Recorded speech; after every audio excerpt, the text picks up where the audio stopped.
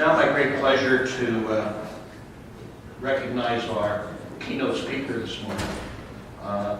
Dr. Marco Vucicic is the Chief Economist and Vice President of Healthcare Policy Institute at the American Dental Association.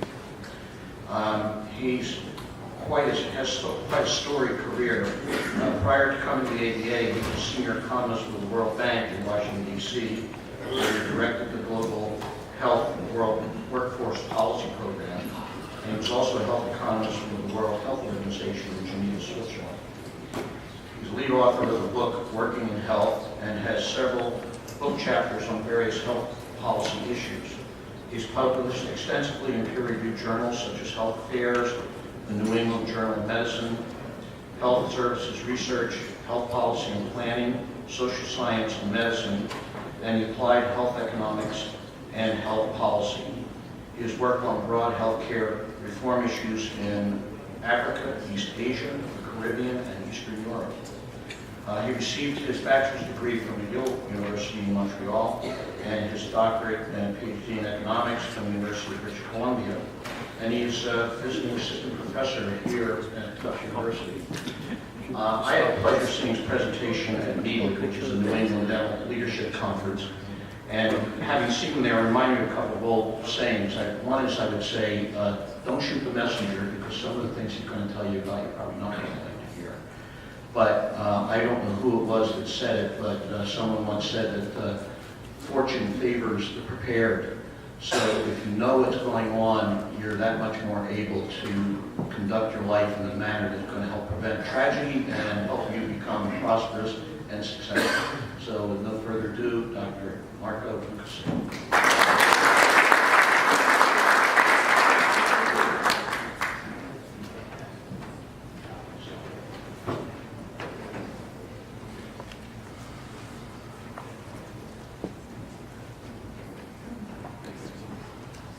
Great. Good morning, everyone. First, I just want to say thank you to the leadership of MDS for having me here.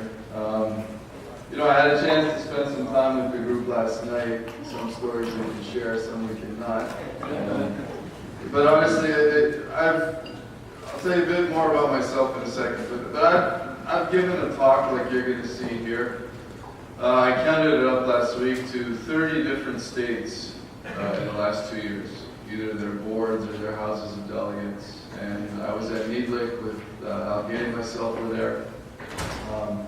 But honestly, I really feel MDS, you are truly in a leadership position in terms of being one of the most forward-looking states, one of the best run associations. You'll hear me at the end talk about the power of three. I really feel you have a lot to offer the rest of the country, and you have a lot to offer the ADA in Chicago. So I think it's important that we keep these conversations going. So how many of you heard Bill Clinton at our meeting in New Orleans last year? Okay. So one of the things he said that frankly surprised me, given his background, he said headlines are important, but trend lines are more important. And to hear a former president talk about the need to look objectively at information and data to guide policy, frankly was a little bit eye-opening. So I say that because you're going to see a lot of trend lines. And I'm a data guy, so we're going to go through a lot of information, and then we're going to talk about what this all means for our profession. So just very quickly, I'm going to do this in 3 parts, so I need you all in 3 separate mindsets. Okay, mindset number 1 is looking backwards in the rearview mirror. All right. Mindset number 2 is looking forward, and I'm going to give you, frankly, some facts of life about the reality of our profession, or the environment we'll be in. Not the next 3-4 years, but frankly for the next generation. So you need to keep that in mind. And then the last part is really the most exciting. I'm going to talk about Wayne Gretzky. Frankly, Bob gave you a quote from Confucius. I am far from an intellectual, so I have to kind of approach it from a bit of a different perspective. This is just quickly my life in pictures. So I am Canadian. I grew up in Canada. I finance and monetary policy, and then I moved into health economics. And most of my career has been in global work, basically advising governments on large-scale, long-term health systems reforms, things like the Affordable Care Act. And then for the last 3 years, I've been at the American Dental Association. So I'm new to the U.S., I'm new to dentistry, and I'm new to associations, so go figure, right? The reason I put this up is you can attribute some of the bizarre things you hear or jokes to one of these 6 things that I say, and don't always pick on the maple leaf, all right? Okay, so everybody ready? Mindset number 1, looking backwards. What you're seeing here is a snapshot of the U.S. dental economy. Okay, this is all dental spending from all sources on dental care, right, in your offices, added up in the United States, and adjusted for all the things the economists adjust for, etc. The 2 messages I want to give you here is obviously in 08 we had a pretty major economic recession, right? So it's kind of a little bit understandable that this line starts to flatten out in 08. But what was interesting for us when we looked at these data is that we saw this kind of slowdown in the trajectory of dental spending several years before the economic downturn. Basically, it's in 02. Now, let me ask you, what are you not seeing in the last 3 data points there where our GDP is starting to grow? You're not seeing a bounce back, okay? So while we are in a quote recovery, and it's kind of sluggish, and especially in terms of the middle class, etc., we are technically 3 years here of pretty substantial GDP growth. And the key message here is this is not an automatic bounce back happening. Okay, so that's one of the first things we found that was like, oh wow, this is really important for tomorrow's dentist. Right? So that's kind of that sluggish demand. It's interesting, this is the number of dentists you have in your state in blue, and in the United States in red. So I put this up because it's interesting, the last 3 or 4 years, both nationally and in mass, we're starting to see an uptick in the number of dentists in the market, okay? And that's because of 2 things that you all know, is an expansion of the number of graduates in dental schools, right? And basically older dentists staying in the workforce longer, so delayed retirement. We have really good information on it. Okay. So when you look back, right, you don't need a PhD in economics, which I have, to basically show you that if you kind of have this sluggish demand and slowly increasing supply of dentists, you know, when you look at the dentist bottom line, which is green here, don't worry about any of the numbers. If you can see that green line, you'll get the message. You get kind of this sluggish dentist earnings profile, which is in green. And in fact, it's more than sluggish. It actually has gone down quite a bit in the last few years. After pretty steady growth. So in green, you see general practitioner average take-home pay, adjusted for inflation, etc. And you see where that red line goes. You see it start to go down significantly a couple years before the recession. You see a few years earlier, in the early 2000s, it actually started to slow and flatten out. So I guess the good news is that that downward trajectory of that green line has stopped. Okay, so that big decline in dentist earnings that we saw has stopped, and now they're flat. But again, look at the black line, which is the U.S. economy. Okay, what are you not seeing the green line do? Yeah, it's not automatically bouncing up with the economy. Okay. So right away, kind of in this strand of research in my team, this was already telling us there's a lot more in play here than just these economic cycles going backwards, right? This is not just a cyclical story. So then we started peeling away the onion and started saying, okay, well, what are some possible reasons to explain all this? Why would we see this slowdown in earnings in the early 2000s? And why would we see dental spending start to flatten out in the early 2000s, right? And I'll just give you the punchline, it's this blue line. And the blue line is the percent of adults in the United States who are what we call working age, 18 to 64. Okay? The percent of that population that visit a dentist in a 12-month period. It's a very basic measure of dental care use. Doesn't tell us if their treatment plans were completed or what they had done. We don't have data on that, right? That's this accurate. But take a look at that blue line, and lo and behold, that starts to go down in the early 2000s. I've only shown you data here from 2000s, but it doesn't matter. If I go further back, that blue line is climbing, and then it starts to peak out at the early 2000s, and then it starts to go down. And interestingly, when I look at that blue line, it's kind of hard to pick out any sort of economic, quote-unquote, Great Recession, right? I mean, it's a pretty smooth downward trajectory in dental care use among working age adults, okay? So that we've shown in very sophisticated math that economists love and all that. We've shown that that is actually a main driver of everything I showed you so far. So this is what we have to understand as a profession. The fact that the population in that working age group, 1964, is seeing the dentist less and less, is a pretty slow trend, right? This is not a falling off, it's a pretty slow, steady decline. That has had huge repercussions for our members and for the dental economy. Okay. Now, interestingly, children are in red here. This is dental care use among kids. That's gone up pretty substantially and has kind of leveled off the past few years. But front to back during this time period, it's an increase. And green is the older American population, or seniors, whatever the proper term is now. But the 65 and plus population. There's some noise there, but you see front to back, their utilization has gone up pretty substantially. So it's really neat. Like if you look at 2000, the senior population and the working age adults had roughly the same dental care utilization rate. And you fast forward 11 years and that gap has widened substantially. You have seniors that are more and more likely to see the dentist. You have kids that are more and more likely to see the dentist. But working age adults, and there's a lot of them, they're going to the dentist less.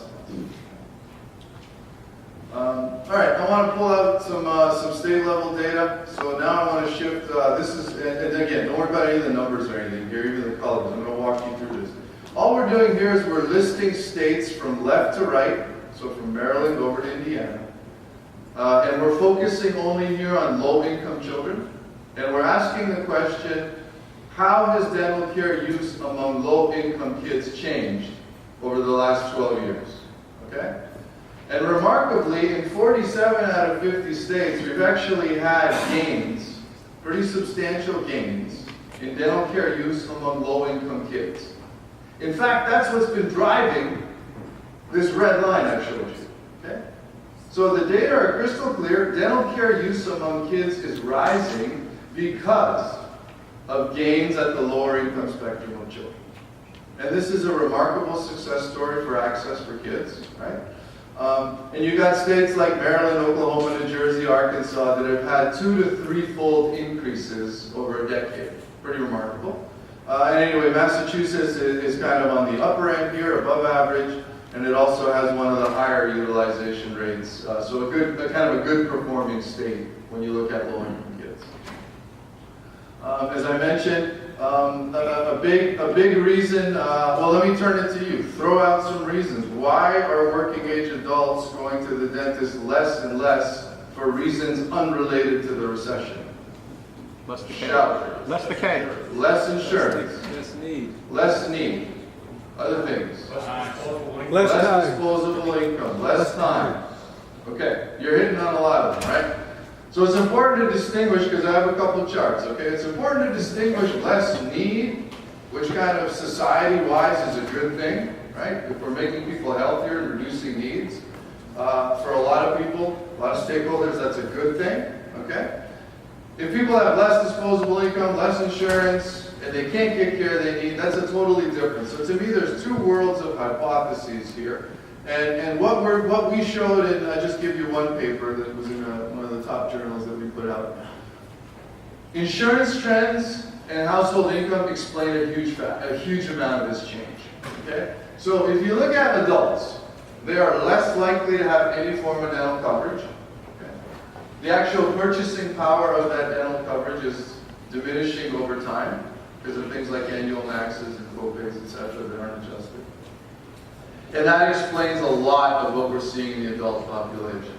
I still haven't found a really good definition of needs and oral health that's measured consistently over time in our data to answer the question about our needs going down. So I mean that remains, but clearly with adults there's crystal clear data.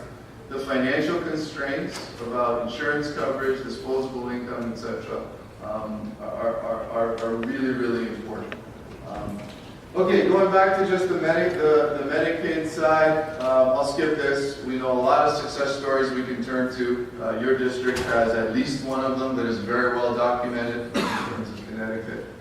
But the point is, I've told you this decade of success with children on the low-income spectrum is due largely to Medicaid. I mean, it's not rocket science.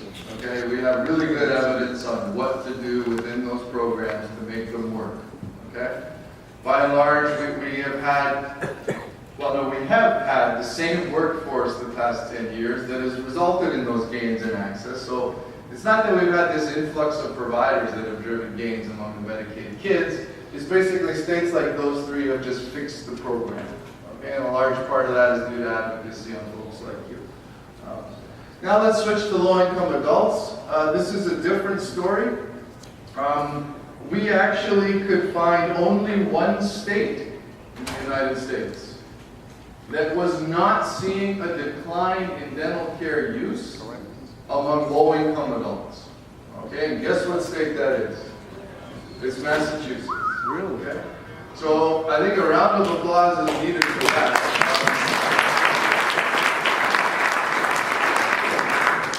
Because for kids, it's easy to find a lot of success stories. For adults, it's extremely difficult. So again, I want to tell you, this declining trend among adults is extremely persistent. Okay? So we said, well, wait a minute, let's look at high-income adults, middle-income adults, and low-income adults. Guess where dental care use is declining? All three groups. We said, well, wait a minute, insurance is important. So let's look at those that have blue chip commercial dental insurance. Let's look at those that have Medicaid, and let's look at those that have no form of dental insurance. Where do you think dental care use is declining? It's all three groups. Okay? We looked at men and women. No difference. We looked at different regions. So this drop in dental care use is not a low-income adult story. It's not a poor adult story. It's not a coverage story. Okay, it's partly a coverage story, but within each of those groups, dental care use is declining, and that's pretty troubling going forward. But on the low-income spectrum, you're a state that I constantly talk about when I go around the road to lecture. Right? It's one of the states, and we did a paper on this in Health Affairs, which is another top journal. That basically said a lot of this was what happened during kind of Romney care. Is that there was this Affordable Care Act-like type of reform. As you know, the ACA is based on what happened in Massachusetts. The roots of the reform are there. But Romney Care went much further on the dental component in terms of trying to increase access to dental coverage than the ACA did. And by and large, we showed that the results are clear that more and more low-income adults have been able to kind of gain access to care. So other than all the wonderful things in terms of running a dental organization and a dental association that I think you have to go share with other states, we also have a lot of policy knowledge here in this state and in New England that I think needs to be transported to a lot of other states. Just my view as a researcher. All right, very quickly, I want to show you some pictures. This is the percent of adults who say, I need a certain type of care, and I didn't get it because of cost. So it's a self-reported measure of financial barriers to care. And all I want to show you is those red arrows that for dental care during this period we've talked about the last 12 years, you've seen a pretty kind of sharp increase in the percent of people saying affordability is an issue. Now, look, to me as an economist, that's only half the story, right? Because saying I can't afford it, what else are you spending on is my next question, right? So it's not absolute. It's like, has the relative importance or the value proposition of oral care in people's heads changed over the past 5, 10, 15, 20 years, right? That's something that's not captured here. But certainly we can say financial barriers are going up. And this is, don't worry about what's on this chart. basically emergency room use for dental conditions has escalated dramatically in the United States. Okay? So in a short 10-year period, folks, we've doubled the number of emergency room visits for dental conditions. Okay? That's not a good story. Right? That shouldn't be happening, especially in a country like the one we live in. Right? So that also is telling me that that's a barometer of an access issue. And guess which age group is driving all that ER use? It's actually young adults, that 19 to 35 group. Okay? So whatever press stories come out about who's using the ER and who has the biggest access problem, it's not kids, it's not seniors. Okay? It's young adults that are driving that growth in emergency rooms. So again, just kind of looking backwards, it's kind of a troubling story. Okay? The point is, this is not put our heads in the sand and wait this out. Okay? This is not a story about let's wait for the economy to recover. It's not that. We've seen some fundamental structural changes in people's behavior. And that's one message. The second message I want to hammer home is the story is completely different for kids and adults and for seniors. Okay? We've had very, very different policy approaches for kids and adults, and it's resulted in what I've showed you so far. So we have an emerging issue with that young adult population. Okay? So that's kind of some bad news. You know, again, it's in the past, but the point is you're leaders and you need to hear it, you need to see it. This is not a situation of just business as usual, things will go back to normal. Okay. Now I want to go to the second part, which is the future. And I want to talk about some important things that we need to think about as a profession. Okay? So, as you know, the Affordable Care Act has as one of the essential benefits dental coverage for kids. Okay? It's silent on adult dental coverage. Okay? But we have this animal out there called Medicaid expansion. And just over half of states have elected to expand Medicaid. So that's going to bring a lot of lower income adults, a lot of them young men who had no form of dental coverage, into the Medicaid program. Okay? And we did the following exercise, right? Look at me for a second before the chart. We did the following exercise. We asked, okay, well, what's this going to do for dental, right? It's this huge part of the ACA, but does it really matter for dental? Dental's not part of the essential benefits, whatever. Well, it matters if the state that's expanding Medicaid also has dental benefits for adults in Medicaid. You with me? So we looked at all the states that are expanding their programs, 26. We looked at what type of dental benefit there is for adults in each of those states. And then we took the states that actually have what we call at least a limited dental benefit. Okay, it's not a Cadillac, but it's more than just emergency services, right? And we added up how many more adults actually are going to be gaining dental coverage through the Medicaid channel. And surprising to us, it's huge. Okay? It's just over 8 million adults. You can look that way now. So our analysis said that basically over 8 million adults are going to be gaining Medicaid dental benefits. Okay? And that's concentrated in 20 states. Okay?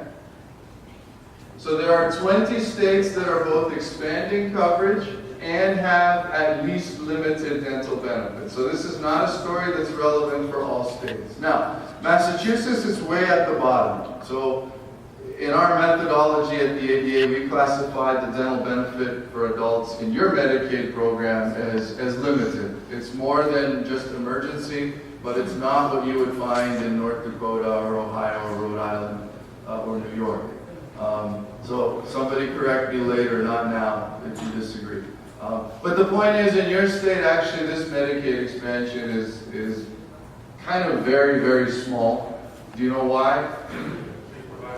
You've already done that years ago, right? So you have one of the most expensive programs. So Massachusetts, in our analysis, there's only going to be about an 8% growth in the number of adults coming into Medicaid, going from uninsured for dental into Medicaid insured for dental. But again, forget about your state for a sec, right? I'm calling on you as leaders within organized dentistry, within the power of three, right?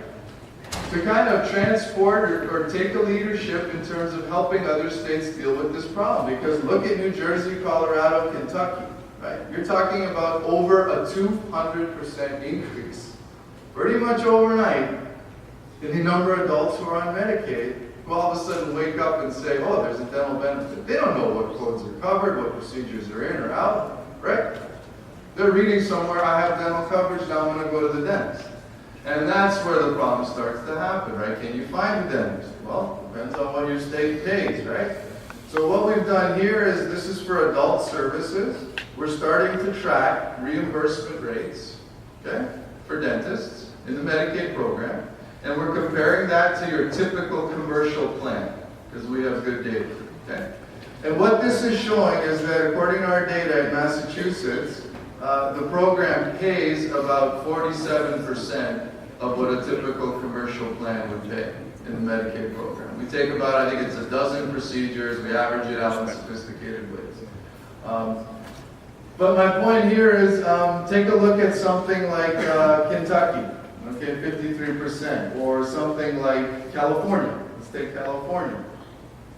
California is going to have a 46% increase in the number of adults on Medicaid, and they pay about 30% of market rates.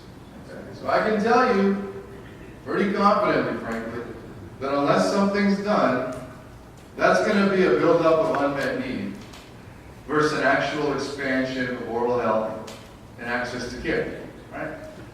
So the point is, again, let's look at the Connecticuts, the Texases, the Marylands, the Massachusetts of Massachusetts, is that how you say it? Of the world, and say, you know what? In organized dentistry, can we coalesce and synthesize all these good practices that make these public programs work? And go advocate the hell out of the legislatures to make them work. Because something like this, honestly, we have some serious risk if we in organized dentistry don't get on top of this.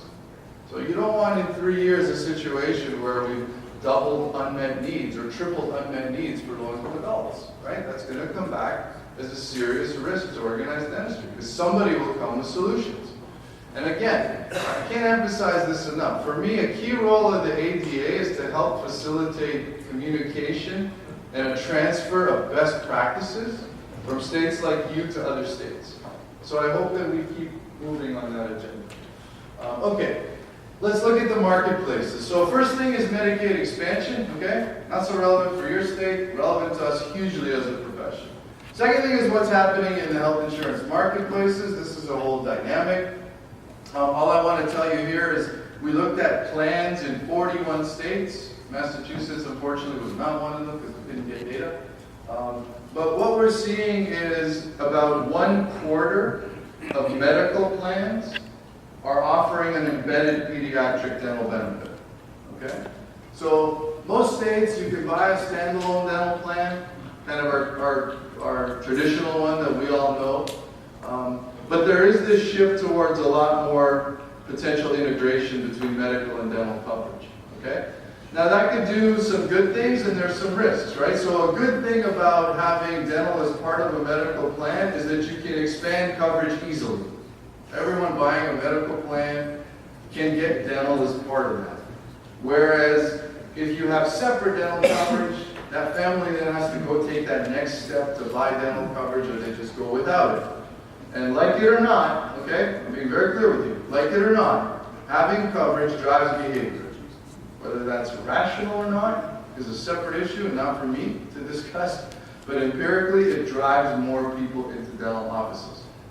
So there's a trade-off between how you expand coverage and kind of what benefit you get, okay? So I don't want to go into this, we've done a ton of papers. The point here is right now there's a huge source of confusion in the exchanges. Okay? It's very difficult for consumers to go in there and easily see what type of dental coverage I'm getting, what type of provider network I'm getting, etc. Let me skip this. A third thing is this. I want you to read this.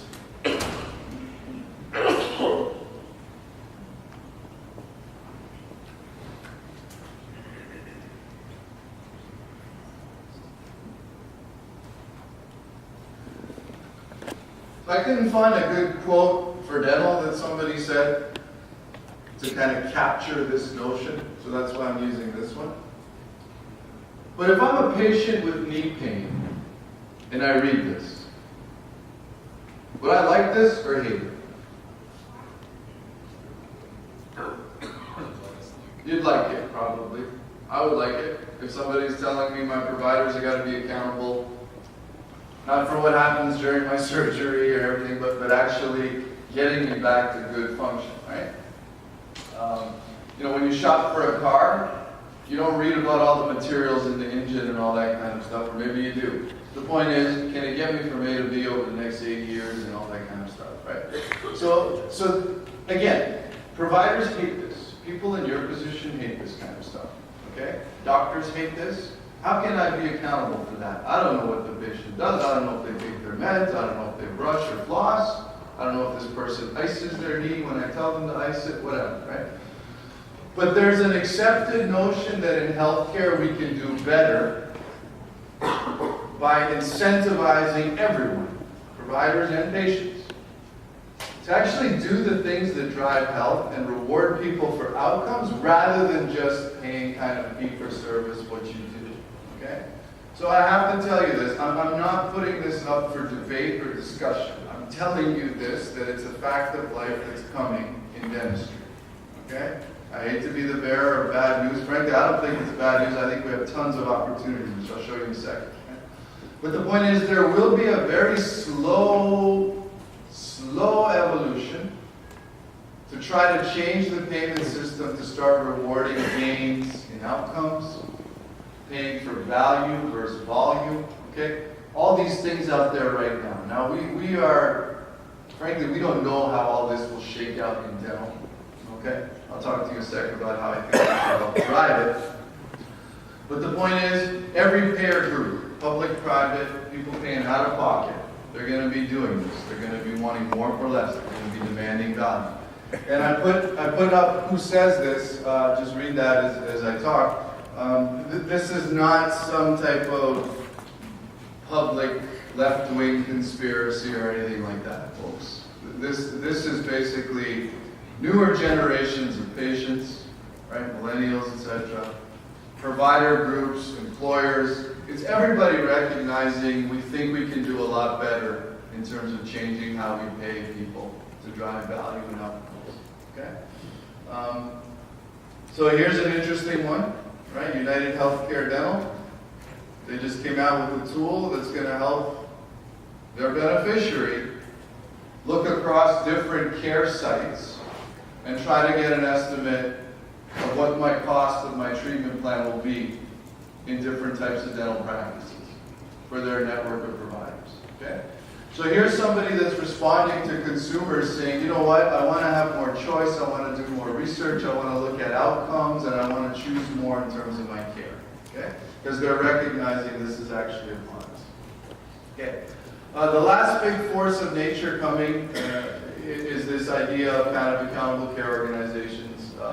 And here again, to me, this is much more of a longer-term trend, but the kind of train has left the station to me on this. There will be a lot more opportunities for interprofessional collaboration across the spectrum, okay? And that's partly because what I showed you in the slide before about value.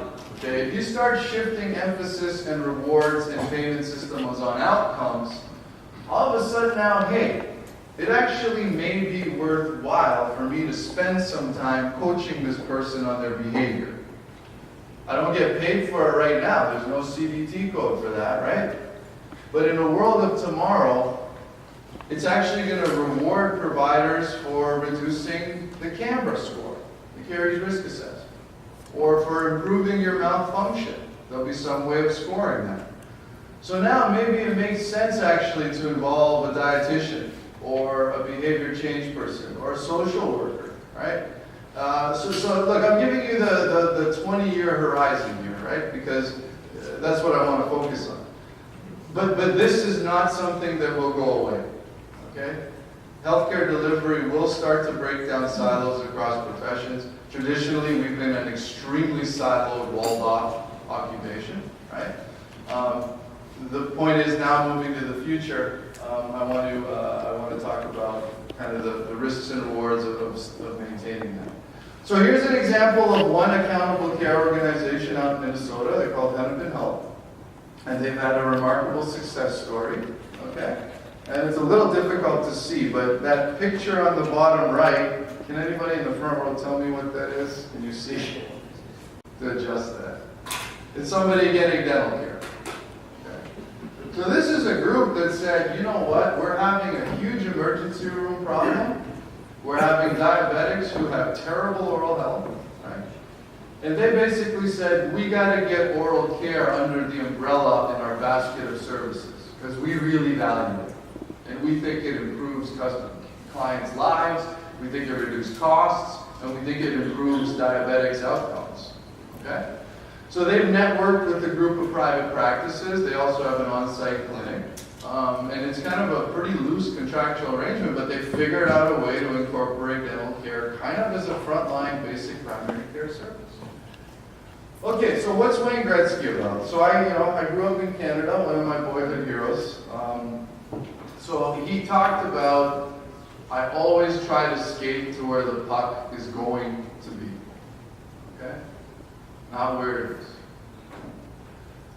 Anticipation. Okay? Y'all looking a little shell-shocked. Give me another 10 minutes to get your spirits up. Because this is the meat of the presentation, okay? With this, frankly, huge change coming, right? What do we do? Okay. Frank, let me go further. You don't have the right to be scared when you leave the building today. Because think about what the average dentist who's not in your positions and doesn't have this information and doesn't have the resources you have in organized dentistry. Think about what they're doing. You're leaders, okay? So you have to face up to this. We have to face up to this in organized dentistry and think about, wait a minute, how do we take advantage of some of these opportunities, right? And so my son at his age, right, where do they skate? They skate to where the puck is, and then by the time they get there, that's where the puck was, right? And so they're constantly chasing yesterday's issues, okay? So, if I reflect on those visits I've had with 30 states, right? And a little bit this came out at Needlick too. The first reaction to all this is words like fight, defend, preserve, okay? A lot of our advocacy instincts lead down that path. How do we stop? How do we prevent? How do we fight? How do we protect? Okay? This is my personal advice, just my personal advice, right? Is that I think that's a very precarious mindset. Because, frankly, poking holes in the dam to me is not effective. There are a lot of short-term issues that we have to keep fighting and advocating on. But there is a whole world of possibilities over the next decade that if we don't start exploring and thinking about now, we'll wake up and our next generation of dentists will say, hey, where were you guys? You were at the Marriott? What were you doing? Right? Because frankly, that's a huge risk. So let me tell you about new opportunities. This is a huge one. I think organized dentistry has a huge niche it can exploit to support dentists in a lot of practical, non-clinical skills. Okay? Running a dental practice is becoming more and more complex because of all the stuff I told you, and all the stuff about larger companies with aggregated practices that have a full-time IT analyst that is looking at all sorts of data, trying to market creatively, blah, blah, blah, blah, blah. You know the drill, right? It's getting more and more complicated to run a dental practice. So I think we can help dentists with that. Okay? We can help dentists at the younger age spectrum, give them practical tools. Here's one that the ADA developed. I don't know if you have one in Massachusetts, but a few other states are having these kind of practice success CE streams and resources, right? The second one is, okay, if there is this value agenda happening, and this shift towards paying people for outcomes and results versus just fee for service, how do we leverage that as a profession? And frankly, there's some people that are really smart, like Michael Porter, who's a guru, who said, here's the cookbook, right? He says, think about 6 things. Integrate practice units. Stop with an inefficient, siloed, uncoordinated delivery system, right? Measure outcomes and costs for every patient. So you can show a payer, here's what oral health can be bought for this amount of money, and here's why I'm better than all these other practices, right? Move to bundle payment cycles. Number 5, expand excellence across geography. And number 6, build an IT platform. So I'm not going to give you my judgment. I just asked you to reflect on where you think organized dentistry stands on 1 through 6 here. And how open we are to helping our members. Here's somebody that's outside the profession saying this is generally what you should think about to prepare for this world of tomorrow. So I think I'd like you to reflect on where we are as a profession on those things. Right? Frankly, we're at baby step number 1, which is what is the outcome you're trying to achieve when you interact with someone over a 5-year period as a provider? Okay? Can you walk me through how you would assess how you've improved their life, their oral health, their pain, their malfunction, etc. This is not for an average dentist to think through, but people are thinking about this. And one is the Dental Quality Alliance that I can assure you organized dentistry is represented very strongly, right? Think of a world where I define oral health as being simply pain-free. That's not good. That's not good for the patient. That's not what patients are coming in to see you for, right? You can extract all the teeth and be pain-free. But can you speak, chew? Can you go to a job interview? Can you feel confident about smiling? Can you get out of poverty if you have all sorts of oral health problems? The research tells us no. Okay? So the point is, we're just at this first step, and I'm extremely encouraged that organized dentistry has taken some pretty good leadership in this Dental Quality Alliance to say, we need to be at the table when we're defining what these outcomes mean. Because if the wrong people define them, we're in big trouble. Okay? So there's real promising hope here. On Medicaid, again, this is potentially less relevant for Massachusetts, but I showed you a lot of states where we're going to have a huge influx of Medicaid adults. And we think we need to get on top of that. So I think we need to focus on kind of that number 1 bucket, which is how do we advocate these solutions that work, and how can we take the good practices from Connecticut and Mass, etc., and how can organized dentistry really lobby and transport those to make those programs amenable to patients and providers. Okay? And then the second part is, again, like it or not, this is a growing sector of demand for dental care in a world where I've showed you there's not a lot of growing sectors. Okay? So I always talk, to me, looking forward, there's going to be growing demand for dental care in aggregate for kids, seniors, and a lot of scope to dig into what people think about when they go to the dentist, what the value proposition is for them, and where oral health stands in their value system. Okay? So this is stuff, from my perspective, in my team, we're researching. But to me, down the road, there's definitely scope for like an oral care awareness campaign, targeted actually at millennials. And frankly, you're not the people to think about that. I'm not the person. I don't understand them, right? But the point is, talking to this group and influencing that group is going to take a different kind of thinking. Okay? So I just give you my very naive examples, right? You have the camp of, Axe deodorant. That you don't, right? That's a function of who's in the room. It's deodorant targeted at like 16-year-olds, right? But anyway, they basically sell sex, right? They're like, you can't get a date if you don't have this deodorant. Right? So one there's a market that's going to respond to an ad campaign that says you won't get a date if you have bad breath, right? There's a different type of the consumer segment that's going to respond to something like, do you know your dentist actually can early detect a lot of chronic disease or certain cancers?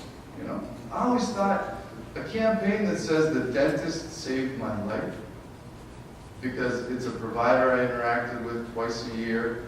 They happen to look at the caught an early lesion. No other medical provider would ever have seen this, and it saved my life. Okay. So that would appeal to a different type of population. Right? But the point here is that we got to dig into this value proposition because I feel we're at a turning point. Seniors, I can tell you, extremely value the dentist. They value extremely oral care. They'll pay out of pocket for it. They have high needs. Okay? Enjoy that. But what's behind them is a very, very different type of consumer. And we have a scope, I think, now to start influencing that. And then the last thing about, again, accountable care organizations. So this is a bit of complicated data. To me, this is frankly our hugest opportunity. And to me, I just encourage us to have conversations about it. Okay?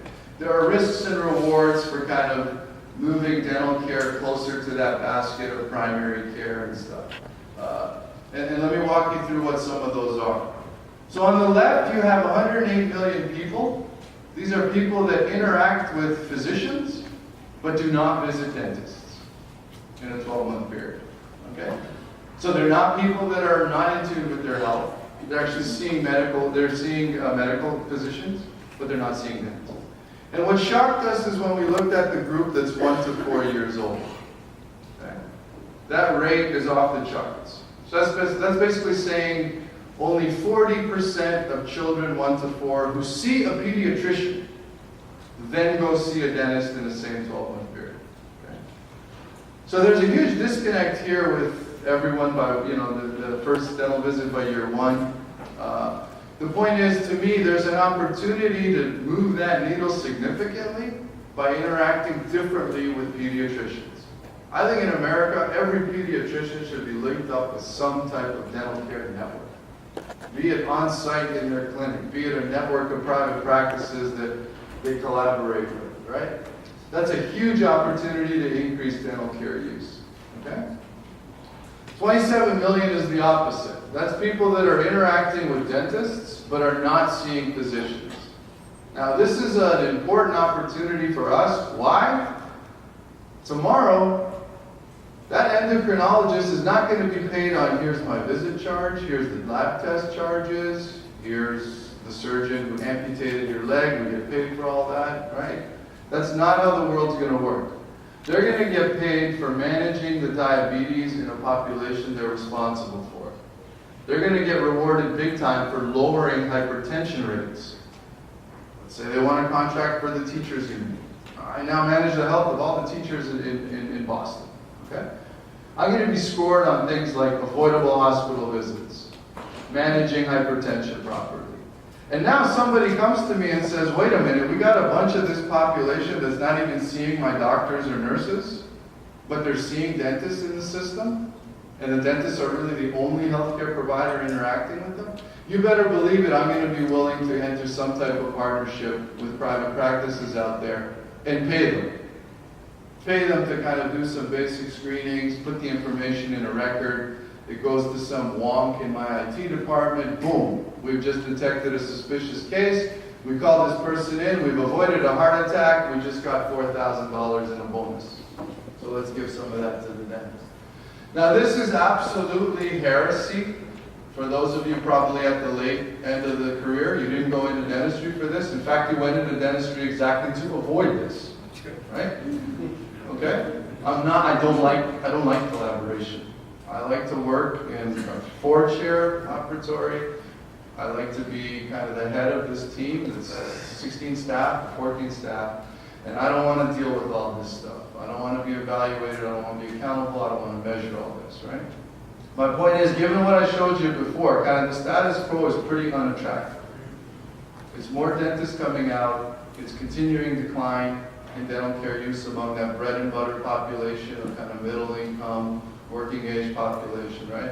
So that's fine. I mean, that road is definitely feasible. There's pros and cons there. But we got to understand the consequences for the next generation. Okay? Like it or not, what this environment today, which to me is a once in 100 years moment. Okay? I liken it to the time when we decided, well, somebody decided we need a Geist report, right? To me, that's the gravity of today's moment. We have opportunities opening up that we haven't seen in 100 years, in my view. Because the landscape is changing so dramatically, we have a chance to really rethink how we want to interact in the healthcare system and what we want to do. And that's really scary, right? I mean, that's a lot of hard conversations, it's a lot of new thinking, it's a lot of understanding what the pros and cons are of each of these approaches. But we owe it to the next generation to explore those possibilities, green light them, red light them, but to kind of get out of that chasing the puck mode of today's issues and start a little bit thinking, wait a minute, how would I go about making sure that dentists have the possibility of getting paid for screening for hypertension, diabetes? Do we need to change practice acts? Do we need to partner with physicians, right? So the point here is, this is a different set of thinking. And let me end with something really interesting I read last week. Okay? So my judgment, again, I'm kind of a newbie in the field, right? So I was frankly very surprised when I came into this line of work to see how good dentists are at wanting to protect their scope of practice, but how bad you all are at looking at what scope of practice you can be doing that you're not doing today. Okay? Now, everybody out there is doing this right now because of what's happening with the Affordable Care Act. Nurse practitioners, physician assistants, primary docs, they're all saying, wait a minute, I could be a frontline healthcare provider. I can do more than what we're doing now. And to me, dentistry is completely an untapped potential in this arena. Right? You are so highly skilled. It's much harder to get into dental school now than medical school. I mean, it is a profession that to me is so clinically high-end that we can frankly do a lot more than we're doing now. And this environment is thrusting that opportunity upon us. So we need to think about it and maybe say, not for us. Or maybe say, maybe for some people, right? But anyway, the story was about optometrists. Okay, so optometrists have the similar type of stuff that we have. They see people that physicians don't. Okay? They look in the eye, and they could diagnose some non-eye conditions by looking in the eye. They're trusted. They see patients a lot, frequently. Okay? And they've gone through all this kind of stuff that I'm showing you, and they've done a lot of stakeholder analysis, and they've come out with a completely different campaign about what they want to be in tomorrow's healthcare environment. So it's called Rethink Eye Care, and they're saying the following. They're saying better eye care can reduce emergency room costs. Sound familiar? Okay, I just showed you basically an epidemic of emergency room use for dental conditions. They're saying we can actually see people upstream that doctors don't see. Right? They're basically saying better eye care improves diabetes outcomes. They have studies to show this. So why don't you let us participate in managing chronic disease? And they're saying eye care should be front and center in a primary basket of services, and we as a profession are going to look at different ways we're going to interact with the rest of the healthcare system. Right? So they've chosen a path. I'm not saying it's good or bad, right? It's not my job. The point is they've gone through a process, and they've evaluated opportunities. They've looked at the gauntlet of change coming, and they've said we're totally repositioning who we are. So they have an advocacy campaign that's going to go look at practice acts. It's going to go reach out to a lot of physician groups, hospital groups, right? They have a whole education campaign for their members that's going to tell them about what I just told you and say we got to think a little differently, right? So the point is, don't think that we're alone here. Every occupation out there has to face up to this, and some of them are choosing different paths, obviously. But again, my role here is providing the information to help folks like you make decisions, because you're the leaders. And so again, I see, being new to this profession, I see a ton of opportunity here. But it will require, in my observation, some different thinking than kind of what we classically have within organized dentistry. So we have a little bit of time for questions. That's all I wanted to do. Thank you so much for having me. And I really feel that this group has an opportunity to kind of be a leader in organized dentistry across the country. So I hope I'm going to take that message back, sir. How do you want to run this? Sure. Yeah. I guess, does anyone have questions?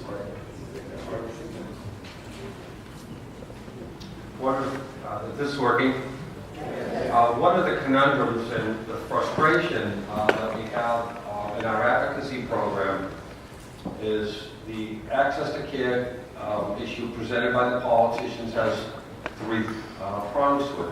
One is eligibility, which they go out, they campaign, and they make dozens of people eligible. The second one is access to an attractive program, and they offer, great dental attractive programs.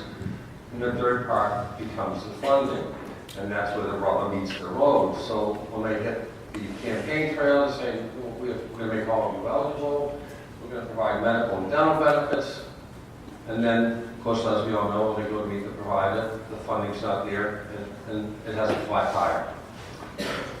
Well, the conundrum that happens to us as the providers is that politicians come back and they really don't do their homework and they want to know why we're not providing care, and so we try to explain to them.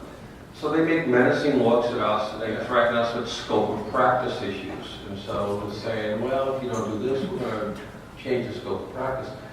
And then we face the dilemma of the short-term need versus the long-term solution. And so what usually happens, and this happened recently in the last 5 years, we shake and we all sign up to take Medicaid to make the boogeyman go away. And one of the dilemmas we're going to have to decide is, where do we take that stand and say, no, this is just a Band-Aid. We're getting you off. We're going to have to face the scope of practice issue. Or are you going to really fund it? I mean, are you going to walk the walk? When you say you're going to have access, you're going to say eligibility, care, are you going to really pay for it? And that's where we get weak-kneed. So this is an excellent point. So let me just respond on a couple of things. Number one, I think this issue that new providers lower costs dramatically is, to me, it's not well-founded and supported in the evidence so far. Okay? So you can look at, the evidence is a bit early in Minnesota, but if you look at what happened kind of in Colorado with independent hygiene and stuff, it's not a great success story, even on the cost side. So I think it's important to show it's naive to think that just a new provider is automatically going to take a 30 or 40% reduction in pay, right? So I think that's one place we can bring some evidence to the table. More importantly, frankly, and it's not just that I'm an economist and a numbers guy, but the debate increasingly has to be dollars and cents. Okay? So elections are not won and lost over dental care. I think we have to face up to that. But if you can come to someone and show them, and we've estimated this, we're putting $2 billion with a B. We're putting $2 billion into emergency rooms for dental conditions, mostly for pain management. Okay? If you were to divert that money into premiums for low-income adults in Medicaid, let's say, and those premiums are calculated so that they could pay, 66% of market fees. Okay. That's the analysis we're in the midst of doing to see where that shakes out. So the point is, you cannot approach this as only here's an unmet need, here's the burden of oral disease, etc. You're going to increasingly have to be talking to the CFO and the CEO and the Medicaid director, the finance guy to say, you got to show me how this saves money. And frankly, we haven't done a good job on this. So we're looking for savings in the ER room, emergency room. We're looking for savings over a 10-year horizon in restorative care and major acute dental care needs. And the most clever thing we're trying to look at is unemployment. So there's been some pretty good research saying if you have your front teeth and you can go to a job interview, you're more employable. So we want to quantify that, right? That's a whole social benefit, but it's there. I'm convinced it's there. So to me, we have to change the nature of our debate to come with those numbers and cents, because just the appeal about needs and access is not going to do it. That's kind of my take as an economist. I would ask you if you'd like to ask a question, come to one of the microphones so the whole group can hear what the question is. Thank you. The questions I've got is regarding the hospitals. Is there a disincentive for the hospitals to not want to change the system? I mean, that's a revenue stream for them, is that? Yeah, it's a great point, right? And it depends on the state and how those are reimbursed, right? But you're absolutely right. A lot of hospitals see this as a revenue generator. What's going to be different tomorrow is that hospitals increasingly will actually be dinged on inappropriate use measures. Okay? So if you're seeing conditions in your ER that have been listed as something that is best dealt with in a primary care setting, or in this case in a dental office, there'll be ways to scale back the revenue stream that the hospital gets. Now that's down the road, but absolutely right now, there are a lot of disincentives in some places. Now frankly, it hasn't stopped a ton of hospitals from exploring these referral methods. And we have a lot of really good examples across the country of basically hospitals networking with private practices. They know their hours, they know what insurance they accept, they can send patients out of the ER right away. Now not all hospitals want to do that. But to me, that to me is an unsustainable incentive. That will eventually fall down. Yes, Doctor, I was just curious, when you were talking about in the future the possibility of our being reimbursed according to the overall wellness of the patient and the outcomes as well, I just wonder from a public policy standpoint, is there a discussion of including in that penalties and rewards for patients as well? You know, I just think that if you're trying to manage, say, their periodontal care, yet they won't stop smoking, that may not be our responsibility or fault. And what is incumbent upon the patient, from a public policy standpoint? Yeah, this is an excellent comment, and is exactly kind of a bit where the rubber hits the road thinking, which is awesome. So my answer is simple, it's yes. So there are people thinking about mechanisms that also put the client or the patient on the hook. Because, as you said, if you look at what drives outcomes, a slice of that is care, and a slice of it's behavior, and a slice of it is your community floor deal, right? It has nothing to do with you. So the point is there are mechanisms that people are starting to develop to incentivize the patient. Now to me, this is where a huge frontier is going to happen. Bob showed you a picture of a toothbrush that knows how often it's brushed, what time of day it's brushed, okay? Eventually floss will be able to read bacteria counts.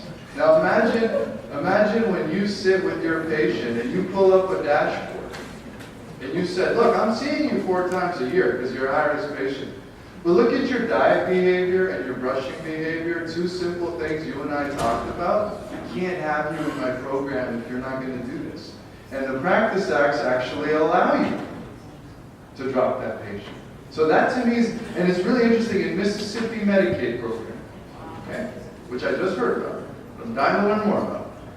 They actually have some type of incentive structure for the patient related to broken appointments. And that to me is awesome. So you're absolutely right. Right now there's a lot of talk and a lot of energy going on the provider incentives because people are convinced there's a lot that can be done there. But trust me, right in the back end is coming a lot of thinking on the client, on the consumer. So great point. Yes? We're going to stay on schedule. The 2 people with the microphones, Abe and Peruse, for 10 minutes, whichever comes first. Thank you so much for presenting those statistics. They're very, very interesting, and certainly they're going to be very much powerful tools that we plan on utilizing in influencing our legislative processes. One of the statistics that you presented that was particularly interesting was the reimbursement rates, and we see that Massachusetts, for Medicaid, we're talking about 47% of reimbursements. Now, are those rates, those market rates that it's being compared to, are those rates per state, or have you developed sort of a blanket, market rate for covering the whole entire nation? And my second question is, when we're looking at these reimbursement rates and we're talking about outcomes and we're talking about market forces, and you're an economist, how do the legislature or those deciding reimbursement rate justify reimbursing doctors at those rates that are significantly lower than what market forces has determined through supply and demand. Thank you so much. Another awesome question. And I can go on and on, but this is exciting. Let me be brief. The first one, we actually have the capability to go much lower geographies for private fees. Those that you saw were state level, so it's for Massachusetts as a whole. Our next step is to do them at 3-digit zip levels, right? Your second question is much more powerful. So I agree with you. When you show a chart like that and say you're paying us 30% of our typical private fee, I mean, there's nobody, even the legislature, that can reasonably think a lot of dentists are going to do that, okay? So you don't need to be an economist for that. Here's the hook I use when I talk. I say, Mr. Legislature, you've actually recognized this for physicians. So I don't know how many of you know this, but as part of the Affordable Care Act, there were mandated fee increases in Medicaid for a basket of primary care medical services. So they recognized this problem. Physicians basically were like, we'll play ball. We'll support the ACA. You'll put a whole bunch of more Medicaid folks in, but you've got to fix that system. And as part of the law, they mandated fee increases up to Medicare rates. It's about 80% commercial. And on average, that's going to be a 73% bump in Medicaid reimbursement for docs, physicians. Now we're out of that picture. So my approach is to say, look, we're not asking to be singled out or any special treatment. Dentists, we're just asking to be treated like you have all these other medical professions. That to me is the hook. So you're absolutely right. Somehow again, this is my view. Our approach to the ACA has put us on the sidelines.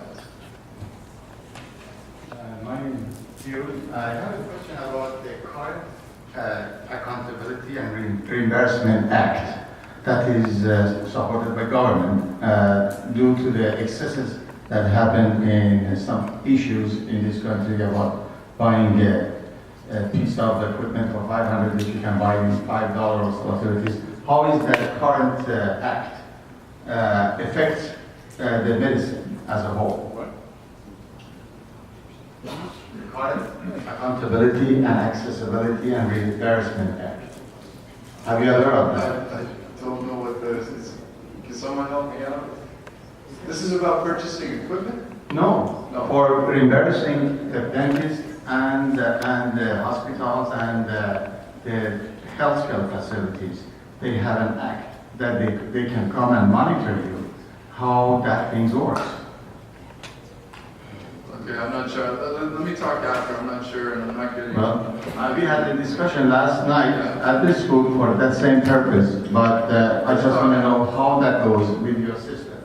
Okay, I'm sorry, we'll talk after. Thank you very much, Marco.